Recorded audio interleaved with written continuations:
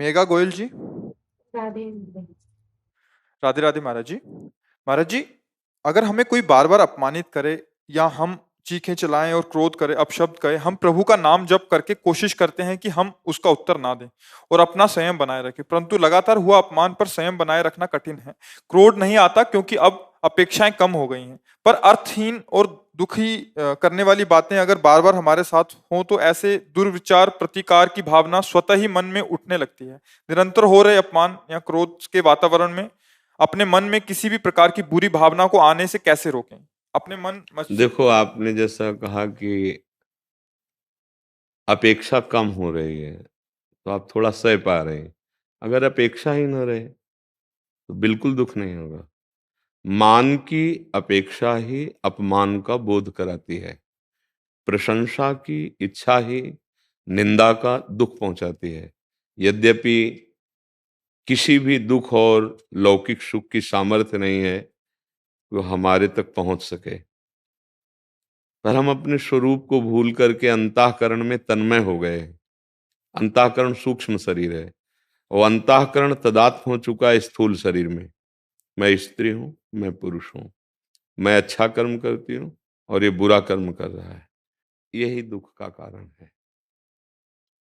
इसको हम बाहरी किसी सहयोग से या परिस्थिति के परिवर्तन से सुधार नहीं कर सकते। विवेक के द्वारा बचा जा सकता है।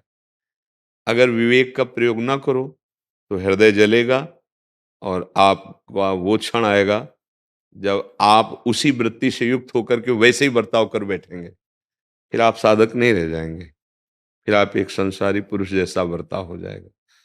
हम मान की इच्छा रखते हैं तभी हमें अपमान बुरा लगता है। कौन किसका अपमान कर रहा है?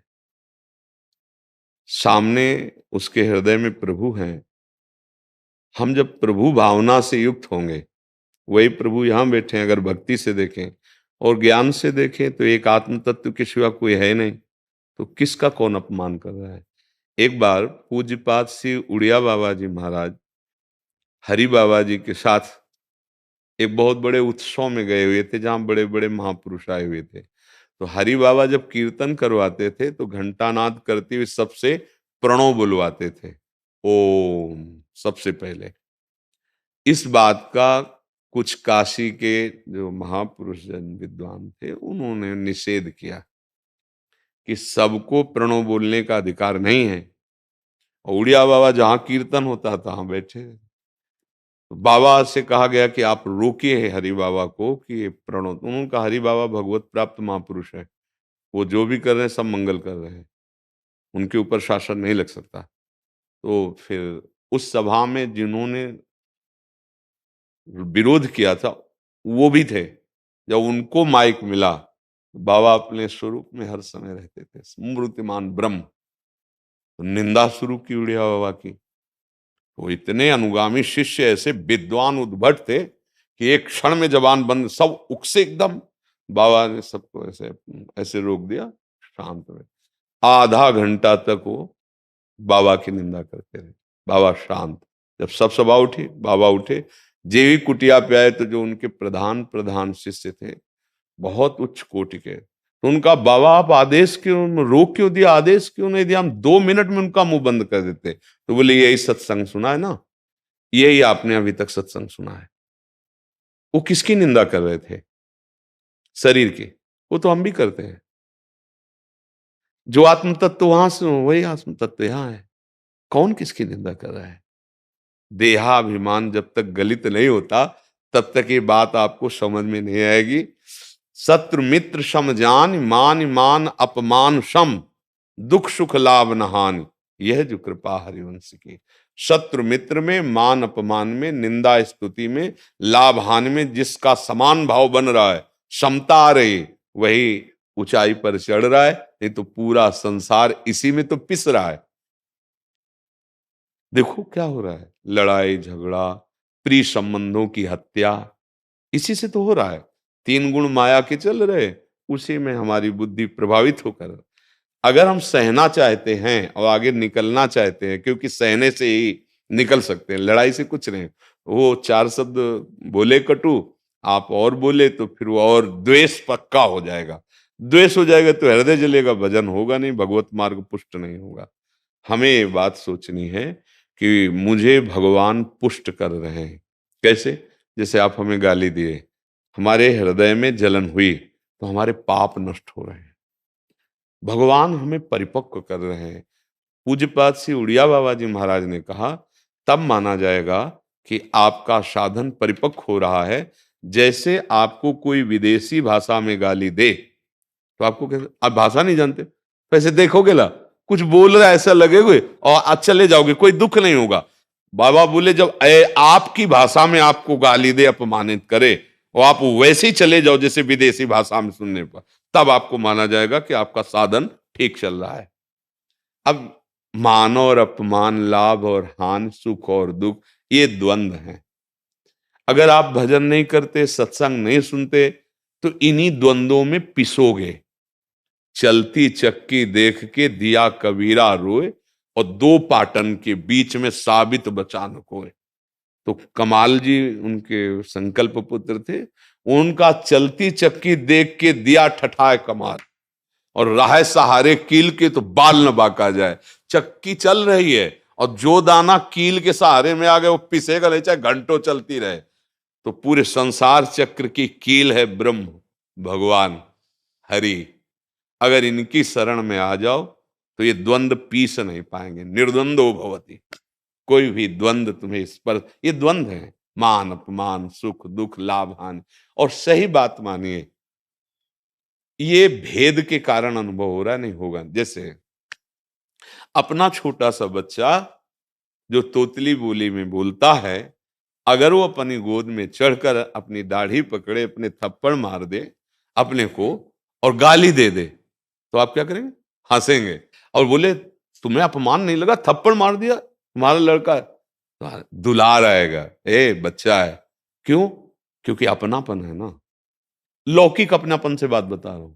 और अगर भगवत भाव का अपनापन है कि मेरे प्रभु ही सब में है, तो अपमान का बोध नहीं होगा, निंदा का बोध नहीं होगा, दुख का बोध नहीं होगा। चाहे भक्ति मार्ग से चलो, चाहे ज्ञान मार्ग से चलो, बिना सम हुए आप दुखों की निवृत्ति नहीं कर सकते। यहां केवल अध्यात्म शब्दों की चर्चा होती है, व्यवहारिक शब्दों का यहां कोई महत्व नहीं। हम जब व्यवहार में उतरते हैं तब हम फिसल जाते हैं, तब हम अध्यात्म को समझ नहीं पाते। हमारा जो कर्तव्य, यदि हम केवल अपने कर्तव्य को देखें, उसके कर्तव्य को ना देखें, तो हमें कोई दुख नहीं होगा। हम अपने कर्तव्य को तो कर रहे हैं, अपने कर्तव्य के बदले में उससे हम कर्तव्य चाहते हैं कि हम आपको इतना प्यार करते हैं, ऐसे चल, तो आप कम से कम इतने मृदु वचन तो बोल सकते हो ना।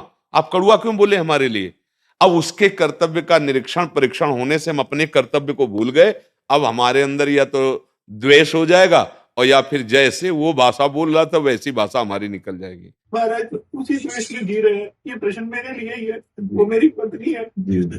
महाराज जी उन्होंने मेरे लिए ये पूछा है, मैं बहुत गुस्सा करता हूँ महाराज जी, ये मेरे लिए ही उन्होंने पूछा।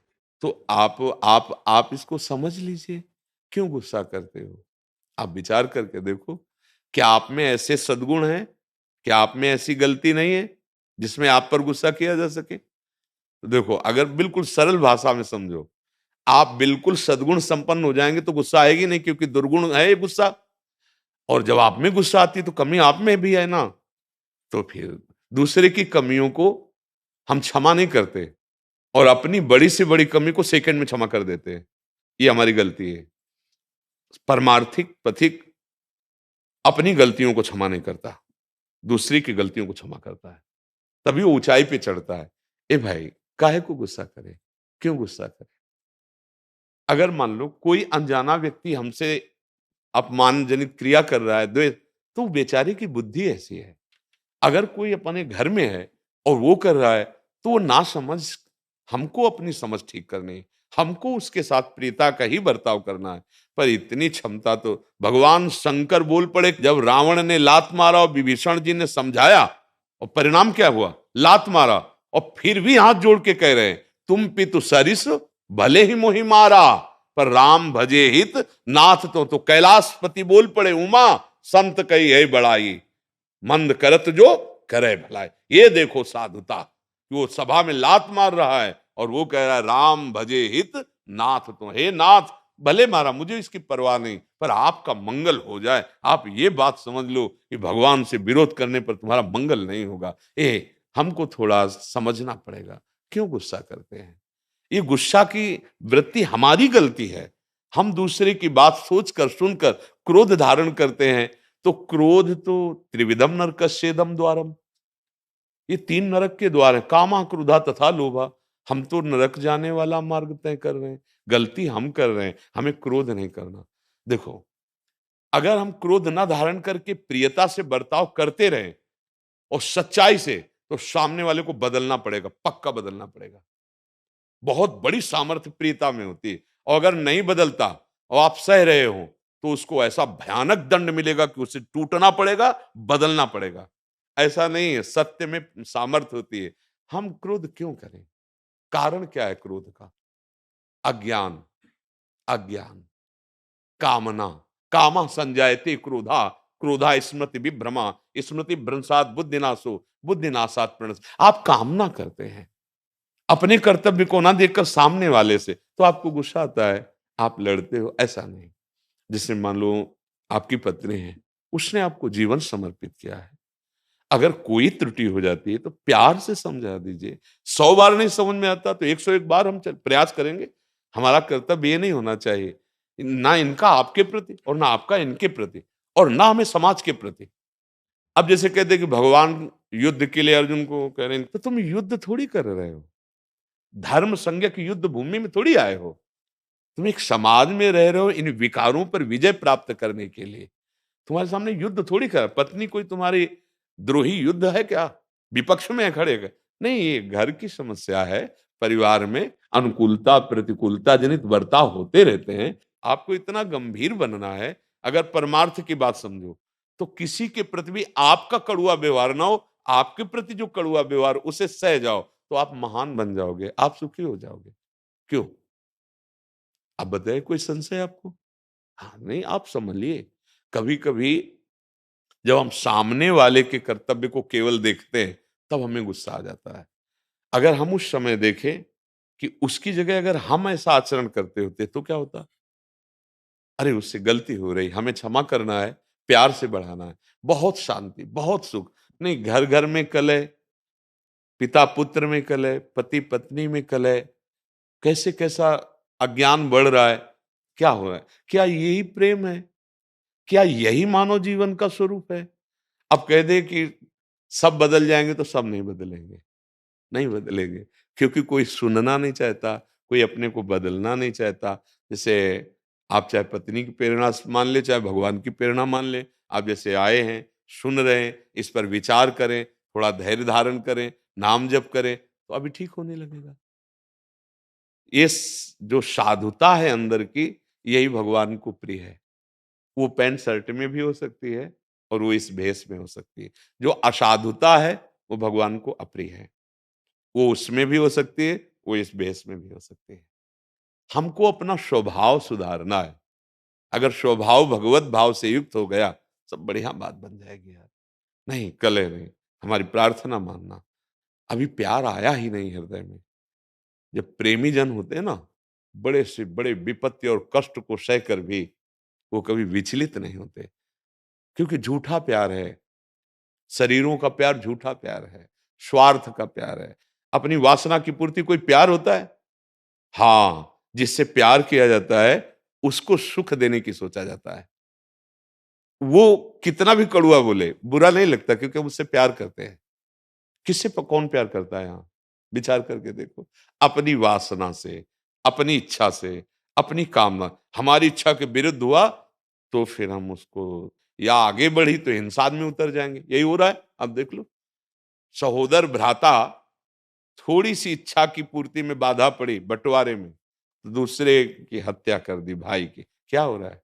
चलो, जीवन मुक्तता या परम पद प्राप्ति छोड़ो, जीने के लिए हम कहते हैं नाम जप करो, अच्छे आचरण करो, दूसरों को सुख पहुंचाओ, ये जीवन सफल हो जाएगा। जलोगे नहीं, नहीं तो ऐसी ऐसी घटनाएं घट जाएंगी कि जीवन नष्ट हो जाएगा। किसी कार्य का जीवन नहीं रहेगा। समझ रहे?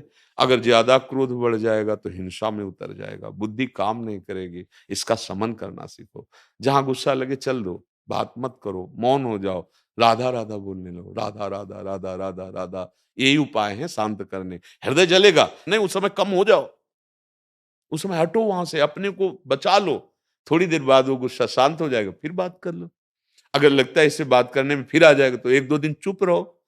कोई ऐसी बात नहीं कि घर से बाहर निकल गए भागे, नहीं, एक दो दिन चुप रहो, शांत रहो। तो सहनशीलता हमें लगता है कि अगर धारण करे तो परिवार बड़ा सुखी हो जाएगा। अगर हम लड़ाई झगड़ा करेंगे ठीक नहीं। और ये सहनशीलता है कि नाम जपने से, इसीलिए हम चिल्लाते हैं राधा राधा राधा राधा राधा राधा। तुम्हें जो प्रिय नाम लगे, राम कृष्ण हरि, भगवान का नाम जप करो, भगवान के आश्रित हो जाओ, तुम्हारा जीवन सार्थक हो जाएगा। क्रोध, हिंसा, द्वेष, इसी में हमारा जीवन बर्बाद कर देगा। आकाश जी मुंबई से। राधे राधे। महाराज जी, मेरा चरण स्पर्श। महाराज जी, सत्य की खोज में ज्ञान मार्ग से शुरुआत करी थी। अब माता पिता और आपकी कृपा से भक्ति मार्ग को समझने की जिज्ञासा जागी है। एक विचार को और गहराई से समझना चाहता हूं। समझ बनने के लिए हम या तो समझने का प्रयास करते हैं या फिर किसी और की समझ ले सकते हैं। ज्ञान मार्ग में रहते हुए समझने का प्रयास करने में आनंद आता है। मेरा काम रिसर्च एंड डेवलपमेंट का है। मैं भक्ति भाव में रहते बच्चा, हुए। हाँ, आगे का प्रश्न आगे करना। पहले ये समझो कि जो प्राकृतिक बुद्धि है, इस बुद्धि से उस तत्व को नहीं समझा जाता। इसकी क्षमता नहीं कि समझ सके, क्योंकि इस बुद्धि को उससे प्रकाश मिलता है। इसमें जो समझने की ताकत है ना, वो सामने केवल प्रकृति को समझ सकती है। मन बुद्धि को जब प्रभु के चरणों में अर्पित कर देते हैं तो प्रभु स्वयं उसमें जागृत हो जाते हैं। तो भगवत स्वरूप बुद्धि के द्वारा तत्वबोध होता है। ये प्राकृतिक बुद्धि जो अभी त्रिगुण के अंतर्गत है, सतोगुण, रजोगुण, तमोगुण के प्रभाव से प्रभावित होती है। इसकी क्षमता नहीं है कि उस परम तत्व को जो हमारा स्वरूप है उसे जान सके। आपने कहा ना ज्ञान मार्ग से चलते हैं, तो हम क्या करते हैं? भगवान ने कहा है, दैवी हृषा गुणमयी मम माया दुरत्यया। बहुत कठिन है त्रिगुण माया के जाल से अपनी बुद्धि को हटा पाना। तो कह रहे मामेव ए प्रपद्यन्ते माया मेताम तरन्ति ते। हे अर्जुन, यदि तुम मेरी शरण में हो जाओ और मेरा चिंतन करने का अभ्यास करो तो मैं तुम्हें योग करवा दूंगा। अर्थात बुद्धि में ही वो सामर्थ्य आ जाएगी कि ब्रह्म स्वरूप हो जाएगी। बुद्धि ब्रह्म स्वरूप, मन ब्रह्म स्वरूप, चित्त ब्रह्म स्वरूप, अहम ब्रह्म स्वरूप। जैसे हम कहते हैं एक के सिवा कोई नहीं है। अब भजन तो है नहीं, बुद्धि भोगों में लगी हुई है, और उसका दिमाग काम नहीं करता। एक के सिवा कोई नहीं है। स्त्री है, पुरुष है, जड़ है, चैतन्य है, पापी है, पुण्यात्मा है, महान है, नीच है। ये ये दर्शन है, त्रिगुण माया का दर्शन है। जब त्रिगुणातीत बुद्धि हो जाती है तो ये दर्शन खत्म हो जाता है, दूसरा दर्शन होता है। सर्वत्र एक ही परम तत्व विराजमान है। अब वो जीवन मुक्त हो जाता है। अब इस जीवन मुक्त अवस्था की स्थिति को वो भोगी पुरुष जो केवल बुद्धि से, वो कैसे इसको समझ पाएगा? हम दृश्य देखेंगे। देखो, अगर मूल में आपको पता ना हो तो आपको आनंद नहीं आएगा फिल्में देखने में। आपको जब अभिनेताओं का परिचय होता है, कौन है इसमें, अमुक है, अमुक है, अमुक है, अमुक। हाँ, नहीं, वो बहुत विपरीत रोल को क्या कहते हैं, जो, हाँ, विलेयन। हाँ, अब हम तो अंग्रेजी वो देखो, विपरीत रोल बहुत अच्छा वो कर लेता है। अनुकूल रोल को जैसे हीरो, वो बहुत अच्छा कर लेता है। आप देखते हैं कि हीरो पिट रहा है, आपका पक्ष बनता है अनुकूल की तरफ, और फिर जब वो प्रतिकूल को पराजित कर रहा है, आप बड़े मस्त हो जाते हैं। लेकिन वहां न कोई अनुकूल है, न कोई प्रतिकूल है, ना कोई दुश्मन है, ना कोई मित्र है, ना कोई मारा जाता है, ना किसी का कोई अपकार होता है वहां। आप जानते हो कुछ नहीं होता है, तभी तो देखते हो जाके। लेकिन आप पैसा देके देखते हो ना, झूठ के ऊपर झूठ देख रहे हो, आप आनंदित हो रहे हो। है क्या उसमें? कुछ नहीं ना। बस ऐसे त्रिगुण माया का पर्दा है हमारी दृष्टि में।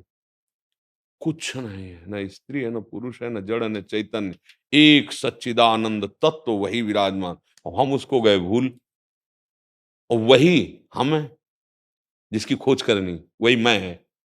अब इसको मान लिया आप मैं, इसको, अब पर्दे पे फंस गए। अब तो रोना भी होगा, हंसना भी होगा, जन्मना भी होगा, मरना भी होगा, दुख भी होगा, सुख भी होगा, चिंता भी होगी, भय भी होगी। अब वो कैसे समझे अज्ञानी जीव? इसके लिए जब साधना संतों ने की, काम क्रोध लोभ मोह मद मत्सर इन पर विजय प्राप्त की, शरीर राग त्यागा, तब अनुभव में आया। देखो, बिल्कुल सत्य समझ लेना। स्वप्न में जब आपका शरीर स्थूल सोया था, तो क्या आपको स्वप्न में पता था कि आपका एक और शरीर है जो सोया हुआ है? नहीं पता था ना। चूंकि आपने कहा हम ज्ञान मार्ग से चल रहे हैं, इसलिए उसको उसी भाव से समझाया जाता है।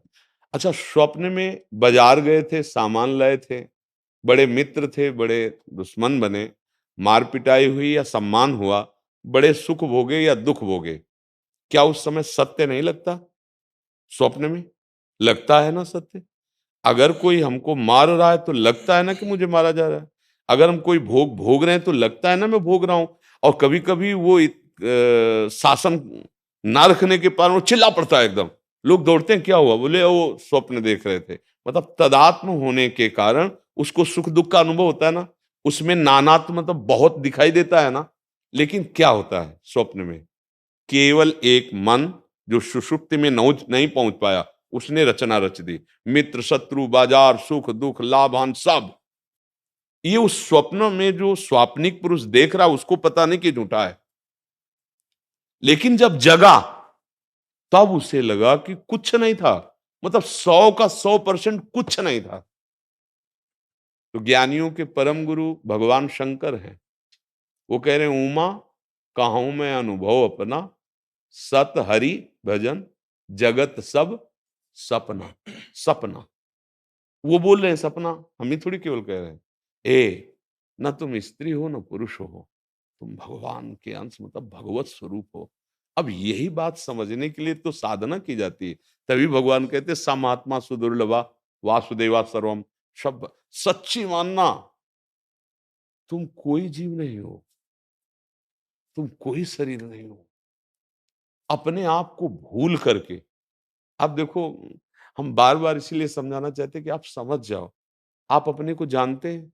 अपने को केवल बताइए, भगवान की बात छोड़िए। आप अपने को नहीं जानते। आप केवल इस शरीर के ढांचे को अपना स्वरूप मानते हैं। क्या आप हैं? थोड़ा सा विवेक लगा के देखो, क्या आप हैं ये शरीर? कितने शरीर बदल दिए? इसी शरीर में आपकी बाल्यावस्था थी, आप देख रहे थे मैं बालक हूं। जब आपको विवेक जागृत ज्ञान हुआ जितना, तो मैं बालक हूं, आपको याद है आप बालक थे? किस तारीख को जवान हुए आपको पता है? जैसे किसी एक ने प्रश्न किया था कि मानव जन्म पहले कब किस दिन रचा गया? पहला स्वप्न आपने कब देखा? आपको पता है? एक जो उनको सिद्धांत बताया को हम बहुत श्यामा, तो अब वो इतनी ऊंचाई की बात कैसे साधारण बुद्धि में समझ में आएगी? ए भाई, जब तुम बाल्यावस्था से जवान हुए, तारीख नोट किए, सब जवान होते हैं। किसी ने, वैज्ञानिक ने, बुद्धिमान ने तारीख, आज तक कोई फाइनल, सब कोई जवान होता है। जवानी से बुढ़ापा अमुक तारीख। इसी शरीर के परिवर्तन को तुम नहीं देख पा रहे हो। कितने बुद्धिमान हो तुम? इसी शरीर में तुम रह रहे हो, तुम अपने को नहीं देख पा रहे हो। कैसे जानोगे महात्माओं की जो ऊंची स्थिति के वाक्य हैं? मानो और चल दो तो जान जाओगे। तुम्हारे ना कहने से थोड़ी होगा। सत्य वस्तु एक है, अनेक नहीं है। वही एक तुम हो, दूसरा कोई नहीं। अब जैसे अगर एक भगवान के सिवा कोई नहीं है, तो भगवान ने फिर राक्षसों को क्यों मारा? भगवान के सिवा कोई नहीं है, तो फिर दुष्ट आदमी को मारने के लिए भगवान क्यों कह रहे हैं, या धर्मियों को मारने के लिए महाभारत युद्ध में? अब नहीं समझ पाए ना। 3 गुण हैं, सतोगुण रजोगुण तमोगुण। रजोगुण से ब्रह्मा, सतोगुण से विष्णु, तमोगुण से शिव का अधिष्ठात्र देवता है ना। एक ही परम तत्व 3 गुणों में प्रकाशित हुआ, ब्रह्मा विष्णु महेश, और तीनों की अलग अलग सेवा हो गई, रचना करना, पालन करना और श्रृंगार करना। अपने आप से अपने आप को रचा, अपने आप से अपने आप का पालन किया, अपने आप से अपने आप का श्रृंगार कर लिया, और बोले मरा तो मैं बीच में कहां से आ गया? तो तुम भ्रमित हो रहे हो। अपने को स्त्री मानकर, पुरुष मानकर, पापी मानकर, पुण्यात्मा मानकर, उसी भ्रम को हटाने के लिए तुम्हें साधना बताई जा रही। पहले गंदे आचरण छोड़ो, नाम जप करो, सत्संग सुनो, दूसरों की सेवा करो, तो तुम्हारा हृदय पवित्र। जब पवित्र हृदय होगा तो कई बार कहा है एकांतिक में और सत्संग में कि जैसे नल जल जो है पहले निर्मल हो और दूसरी बात शांत हो, तब आप उसके नीचे की बात देख पाएंगे। निर्मल है और चंचल है तो आप नहीं देख पाओगे। शांत हो, निर्मल हो, तो उसके नीचे क्या है तह में, ये देख पाओगे। जब तुम्हारा मन निर्मल हो और शांत हो, तब आप देख पाओगे कि मेरा स्वरूप क्या है, मैं कौन हूं। अपने को नहीं जान पा रहे, ज्यादा बुद्धि बघाड़ते चले जा रहे हैं, शरीर के परिवर्तन को नहीं समझ पाए, बुद्धि बघाड़ते चले जा रहे हैं। अरे बुद्धि को अगर सही दिशा में लगाओ तो तुम भगवान के अंश हो, सही ज्ञान तुम्हें हो जाएगा, सही वस्तु का बोध हो जाएगा। पहले आचरण सुधारो शरीर के, खूब नाम जप करो, सबकी सेवा की भावना करो, तब जाकर शास्त्रों की बात समझ में आएगी। ज्ञान और भक्ति और योग कुछ अलग नहीं है, सब एक है। घाट अलग अलग हैं, स्नान एक ही जगह होना है।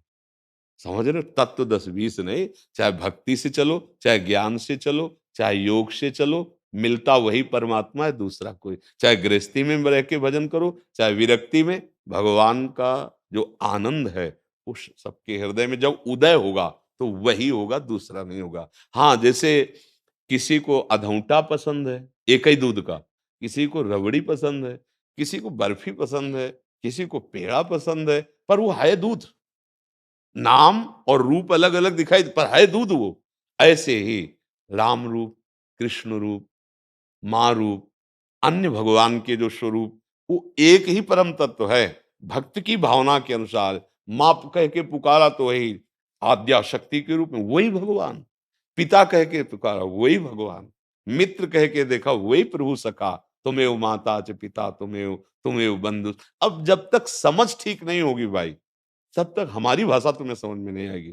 तुम्हारी भाषा हमें समझ में आ रही है कि आप अज्ञान की धारा में बात करते हैं, लेकिन हमारी भाषा तुम्हें तभी समझ में आएगी। छत में क्या हो रहा है, थोड़ा समान कक्ष की ऊंचाई पर तो आओ ना, नीचे से कैसे तुम जान पाओगे? अब ककहरा आता नहीं और तुम पीएचडी वाले को कह दो झूठा बकवास कर रहा है, तो क्या कहा जाएगा? तुम्हें मूर्ख ही तो कहा जाएगा। अरे वो पीएचडी में है, तुम्हें अभी ककहरा से ज्ञान तक नहीं पहुंचे हो, कैसे तुम उसकी बात को समझ पाओगे?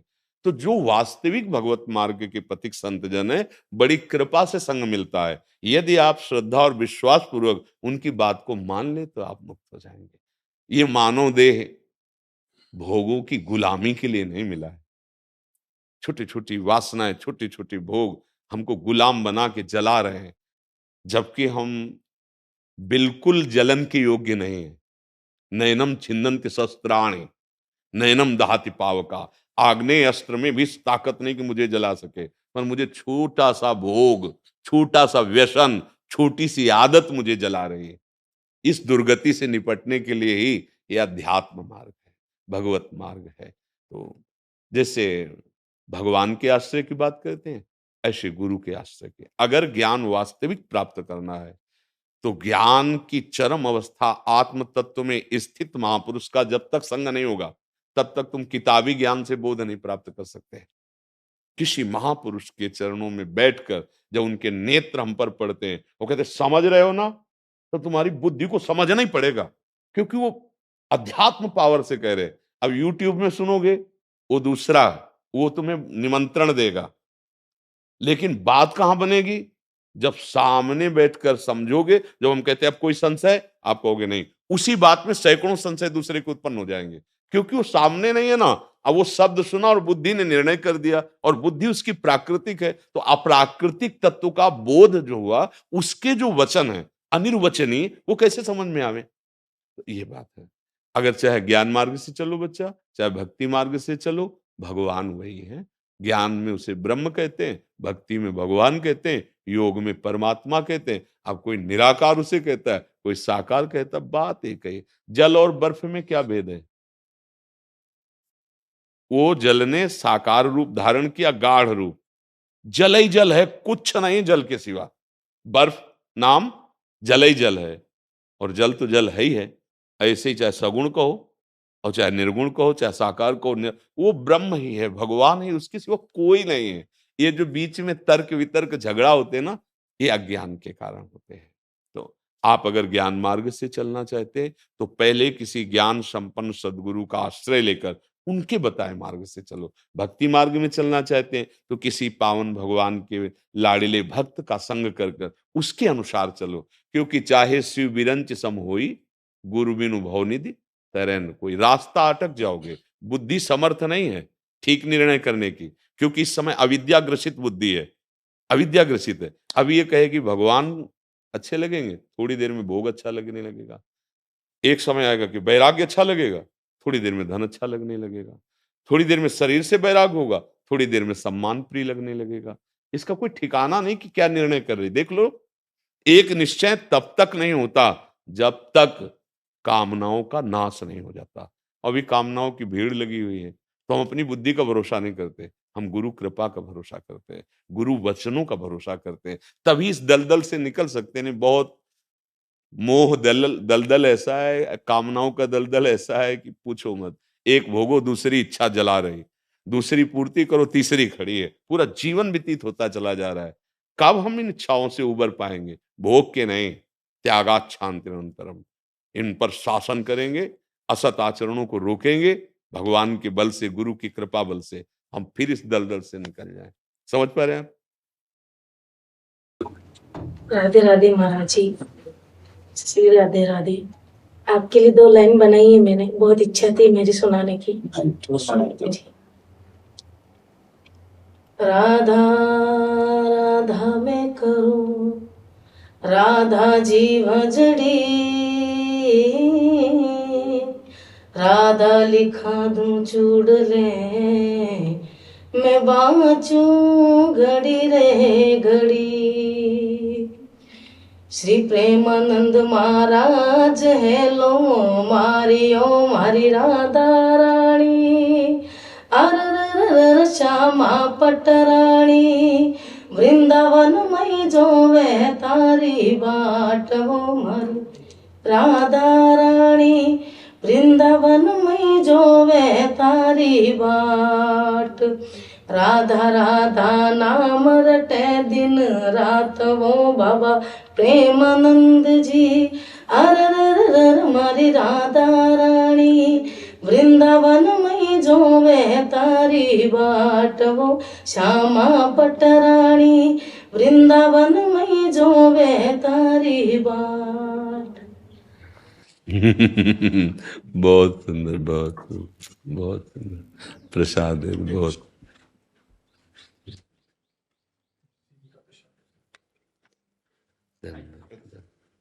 एक बात हम श्री जी के आश्रित और उन्हीं के आश्रित रहना चाहते हैं। 2 बात, एक तो वो जिससे किस चीज का ध्यान रखे, जिससे आश्रित से अन्य आश्रय में, और वो कौन सी बात जिससे हमें ये पता लग जाए कि हम अपने आश्रित से ही चल रहे हैं। आप पहली बात तो ये है कि आपका जो आश्रय हुआ वो श्री जी ने स्वीकार किया, इसलिए हुआ है।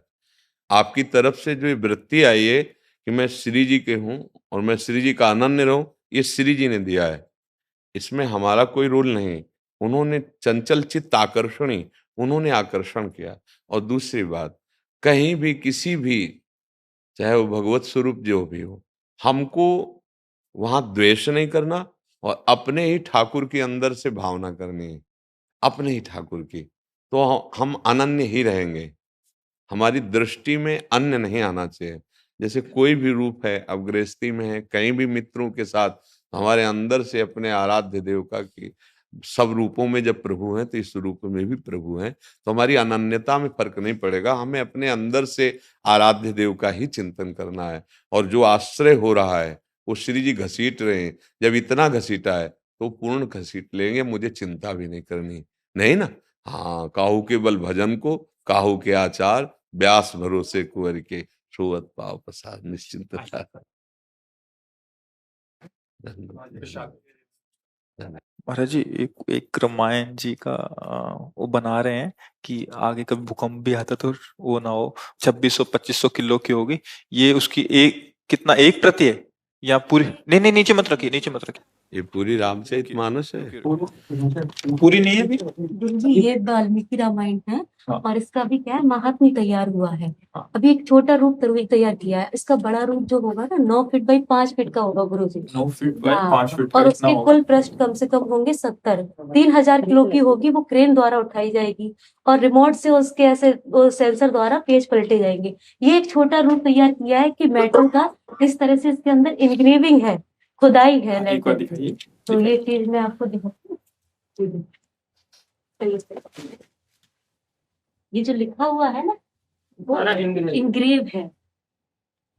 मतलब क्या है कि इसका उद्देश्य गुरु जी ये है कि हमारे ग्रंथ सारे जीवन पर्यंत रहें, सुरक्षित रहें, कभी भी कोई दिक्कत आती। बहुत ही प्रशंसनीय कार्य है, बहुत ही आदरणीय कार्य है कि आप हमारे जो ब्रह्म ऋषि महापुरुष जन अपनी दिव्य दृष्टि से देखा और उसे लिखा, वो हमारा जीवन है। क्योंकि इसी के आधार पर हम अपने जीवन को ऐसी सीमा में रख सकते हैं जिससे भगवत प्राप्ति होती है। अगर हमको ये सूत्र न मिले तो हमें किधर चलना है पता ही न चले। अब ये तो आज के समय में आप हमारे सदग्रंथों का इतना आदर, इतना भाव, मतलब भगवान की और ब्रह्म ऋषियों की आपके ऊपर विशेष कृपा है। क्योंकि ग्रंथों का आदर करना, और इस समय जो आधुनिक समय चल रहा है, कौन ग्रंथ खोलना भी नहीं चाहते, टेलीविजन देखना, इधर उधर मनोरंजन करना मोबाइल आदि से। आप बहुत सराहनीय कर रहे हैं और अधिक से अधिक जितना कर सकें कि हमारे ग्रंथों को सुरक्षित रहे। बहुत सुंदर बात है कि अगर किसी भी तरह से कोई हमारे ग्रंथालय को भी नुकसान पहुंचाना चाहे तो कहीं ना कहीं हमारे ग्रंथ सुरक्षित हैं। ये बहुत प्रणाम और वंदनीय कार्य है और भगवान की विशेष कृपा से ही इधर बुद्धि लग सकती है, नहीं तो इधर अर्थ लगाना, ऐसी व्यवस्था करना बिना भगवत प्रेरणा से नहीं हो सकता। तो हाँ, आपके ऊपर विशेष कृपा है। आप अधिक से अधिक जितने ग्रंथों का कर सके, मान लो एक तो ये हाँ, अब जैसे हमारी श्रीमद् भगवत गीता जी है, हाँ, विश्व में कोई भी सिद्धांत ऐसा नहीं जो गीता जी से न लिया गया हो, सब सिद्धांत। अच्छा, रामचरितमानस चाहे वो वाल्मीकि में हो या तुलसीदास जी कृत हो, ऐसा है कि कोई भी शास्त्र का, वेद पुराण उपनिषद स्मृति, कोई भी ऐसा सूत्र नहीं है जो रामचरितमानस में ना हो। सरल भाषा में, एकदम सहज में। जैसे भगवान गीता जी में कह रहे, त्रिविधम नरकस्येदम द्वारम नाशन्मात्मनः कामः क्रोधः तथा लोभः तस्मादेत्रयम् त्यजेत्। अब गोस्वामी जी सरल भाषा में कह रहे हैं, काम क्रोध मद लोभ सब नाथ नरक के पंथ। पूरा वही श्लोक की टीका, संपूर्ण शास्त्रों का सार लिखा हुआ है। हाँ, जो गोस्वामी तुलसीदास जी हैं, ये ब्रह्म ऋषि वाल्मीकि जी हैं, जो अपनी संस्कृत भाषा में रचना की, उसको इतना सरल करके कि हर प्राणी, भारत में कोई ऐसा नहीं है जो रामचरितमानस से परिचित ना हो।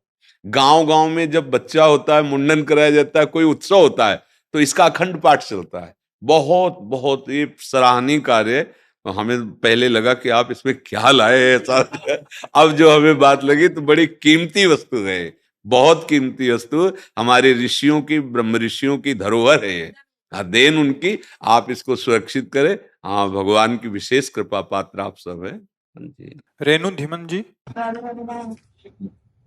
श्री हरिवंश महाराज जी, दंडवत प्रणाम। महाराज जी, हमारे जीवन में दुआ और बद्दुआ का कुछ प्रभाव होता है या ये सब कर्मों का निर्धारित है? हमारे जो अध्यात्म मार्ग में है, इसमें को न काहू के सुख दुख कर दाता, बद्दुआ से दुख होता है। और दुआ शब्द का मतलब आशीर्वाद ही होगा। क्यों? दुआ का मतलब आशीर्वाद ही होगा। बद्दुआ का मतलब बुरे वचन बोलना, उसको सापित, साप समझ लो। शास्त्रीय भाषा में साप या वरदान। दुआ बद्दुआ का मतलब तो ऐसा ही होगा ज्यादा। तो ये क्योंकि उर्दू शब्द है दुआ बद्दुआ, तो मुझे लगता है दुआ का मतलब आशीर्वाद और बद्दुआ का मतलब साप जैसे ऋषिजन देते थे, या कोई कटुवचन बोलकर जाओ तुम्हारा बुरा हो, ऐसा। तो हम शास्त्रीय भाषा की बात कहते हैं, को न काहू के सुख दुख कर दाता, और निज कृत कर्म भोग सुन भ्राता। कोई किसी को सुख दुख नहीं देता, अपने कर्म ही अपने को सुख दुख देते हैं। जैसे आप यहां चल करके आए, भावना कि भगवान के दास, जो भगवान के स्वरूप, भगवान के निजजन, आज हम संत दर्शन करेंगे, आज संत संग करेंगे। आपका सच्चा कर्म बन रहा है, आप भाव से आ रहे हो, आपका मंगल होगा। अब जो आपका मंगल होगा उसमें हम प्रधान नहीं हुए, उसमें आप प्रधान हुए। आपने सोचा आज सत्संग सुनेंगे, भगवान के मार्ग में चलने की इच्छा से। अब आपने जो वचन पकड़ा और आपका मंगल हुआ, उसमें आपकी प्रधानता है, क्योंकि आपने वचन पकड़ा, आपने वचनों पर श्रद्धा की, आप आए, आपने भावना की। एक ये, अब वो अंदर से जैसे लग रहा है कि बाबा के पास गए, हमारा काम बन गया, या बाबा का आशीर्वाद। सत्य बात पूछिए, उसमें आपका प्रधान रोल है। आपकी भावना, आपकी श्रद्धा, आपका आना, घंटों इंतजार करना, ये आपका सत्कर्म बना। अब यही एक आदमी आता है, देखते हैं यार क्या चक्कर है। अब वो आया वहीं जहां कईयों को आनंद और शांति मिली, अब वो अशांत होकर निंदा करके अपने कर्म बिगाड़ कर दुख। तो क्या यहां से बद्दुआ उसको मिली? क्या यहां से दुआ मिली? नहीं, उसका विचार, उसकी भावना, उसका कर्म दुआ, और उसका विचार, उसका भावना, उसका कर्म बद्दुआ। उसका कर्म ही उसे वैसे बन गया। नहीं तो भगवान सबके हृदय में आनंद सिंधु विराजमान है, फिर दुख क्यों? स्वयं भगवान सबके हृदय में विराजमान है, जो आनंद समुद्र है। गोस्वामी जी लिखते, सबके हृदय अछत विकारी, पर सकल जीव जग दीन दुखारी। आनंद सिंधु भगवान सबके हृदय में विराजमान, फिर दुख क्यों हो, चिंता क्यों हो, शोक क्यों हो, भय क्यों हो? क्योंकि हम भगवान का भाव ही नहीं मानते। मनमानी आचरण करते हुए ऐसे कर्म कर रहे हैं जो हमें दुख प्रदान करे, चिंता प्रदान करे, शोक प्रदान करे। हाँ, भगवान के आश्रित होकर हम ऐसे कर्म कर रहे हैं जो हमें सुख प्रदान करे, निश्चिंतता प्रदान करे, और भगवत आनंद प्रदान करे। मुझे लगता है पूरे जब हम फाइनल पे पहुंचते तो अपना ही कर्म सुख और दुख देने वाला है। कह नहीं, हमारे ऊपर गुरु जी की बड़ी कृपा है। तो वो कृपा तब हुई ना जब आपने श्रद्धा की, आपने वचन माने, आप उनकी शरण में गए, आप उनकी बात के अनुसार चले। तो इसमें मूल कौन हुआ? आप हुए। अगर आप ना माने, आप अश्रद्धा करें, तो भला फिर कोई बदल के दिखावे, नहीं बदल सकते। भगवान भी हृदय में बैठे, तुम्हें तभी बदलेंगे जब श्रद्धा करो, विश्वास करो, आत्मसमर्पण भगवान को करो, नाम जप करो। तब आप देखेंगे, तब आपको लगेगा बड़ी कृपा है, हमारा जीवन बदल रहा है, हमें बड़ा आशीर्वाद भगवान का मिल रहा है, हमारा जीवन बदल रहा है। क्यों? आपने श्रद्धा किया, विश्वास किया। भवानी शंकरो वंदे श्रद्धा विश्वास रूपिणो, याभ्याम बिना न पश्यंती। बिना श्रद्धा विश्वास के हृदय में विराजमान नहीं अनुभव में आ रहे। तो कर्म ही हमारा पूजा है, और कर्म ही हमें दुख सुख देने वाला, पक्का समझो। अगर आपके कर्म ठीक हैं तो किसी से आशीर्वाद की जरूरत नहीं, सब कोई आशीर्वाद देगा। मान लो, जहां पर कृपा राम की हुई ता पर कृपा करे सब कोई। कृपा जब आप भगवान की आज्ञा के अनुसार अच्छे कर्म कर रहे हो, जैसे गीता जी में आदेश है, संत जन जैसा करते। और बुरे कर्म तो अपने आप दुख मोल ले रहे हैं। आपको कोई बद्दुआ दे, हमें कोई बद्दुआ, जा मर जा, मर जाएंगे क्या? हमारे अगर कर्म सही हैं तो किसी भी ग्रह नक्षत्र, किसी भी विनायक, किसी भी शक्ति की ताकत नहीं कि हमें गिरा सके। अगर हमारे कर्म बिगड़ गए तो कोई बना भी नहीं सकता, ये भी बात समझ लो। अब जैसे बोले हमने तो देवी की आराधना की, हमारा काम बन गया, आपका कर्म हुआ ना। आपने देवी की आराधना की, आप स्वीकार करते हैं ना, सही ढंग से हो गई, उसका फल मिला, आपको आनंद मिला, आपको लगा बड़ी कृपा हो गई। बात समझनी है, अपने सुख दुख का निर्माण हम स्वयं करते हैं। हाँ, कर्म बुरा किया, तुम्हें लगा कि अंतर ध्यान हो गया, कोई जाना नहीं, अब वो फल देने आएगा, तब तुम्हें लगेगा कि भगवान दुख दे रहे हैं। कर्म बहुत सुंदर आपका बना, और जब सुख देने आया और आप किसी संत के पास गए, भगवत मंदिर में, बोले उसी दिन से काम बनना शुरू हो गया, क्योंकि वो कर्म लागू हो गया शुभ। अब ये रहस्य ना जानने के कारण कोई निंदा करता है और कोई स्तुति करता है, लेकिन बात उसमें आप हैं मुख्य। आप ना चाहें तो आपका कोई उद्धार नहीं कर सकता, आप ना चाहें तो आपको कोई संसार से हटा नहीं सकता, आप लगे रहें। आपने चाह की, आप उधर चले, आपने प्रयास किया परमार्थ में, तो आप ऊंचाई पे चलने लगे। अब आप उसे कृपा समझो या कर्म समझो। अगर आप उन आज्ञा के अनुसार ना चलो तो कृपा तो सबके ऊपर भगवान की है। कह रहे सब पर मोरी बराबर दाया, सब मम प्रिय सब मम उपजाए। मेरे बच्चे हो, मैं सब पर बराबर प्यार करता हूं, फिर दुख क्यों? एक सुखी है एक दुखी है। बोले कर्म अवश्य में भोक्तव्यम कृतम कर्म शुभाशुभम, शुभ अशुभ कर्म का हम अपने कर्मों का सुधार करने आए हैं। ऐसे हम भागवतिक कर्म करें, निष्काम कर्म करें, जिससे हमारे कर्म बंधन नष्ट हो जाए और हम परम सुख स्वरूप भगवान को प्राप्त हों। अगर हम कर्म सही नहीं करेंगे तो किसी का आशीर्वाद नहीं। जैसे एक प्रसंग आता है, दत्तात्रेय अवधूत भगवान के अवतार हैं दत्तात्रेय जी, और वो कार्तिवीर्य नाम का जो 1000 भुजा जिसको मिली थी, शास्त्रावाऊ अर्जुन हयवंशी, उसने दत्तात्रेय जी की आराधना की, बहुत सी सिद्धियां प्राप्त की, बड़ा प्रभावशाली राजा हुआ, बड़ा बलशाली, 1000 भुजाएं थी। उसी के जब आचरण बिगड़ गए, श्री जमदग्नि जी के आश्रम की गौ अपहरण की रोका गया, अंततोगत्वा जमदग्नि जी का उसने वध कर दिया, तो पूरे उस वंश का भगवान परशुराम जी ने विनाश कर दिया। एक स्वरूप भगवान का अवतार दत्तात्रेय, उसको रिद्धियां सिद्धियां प्राप्त बहुत थी।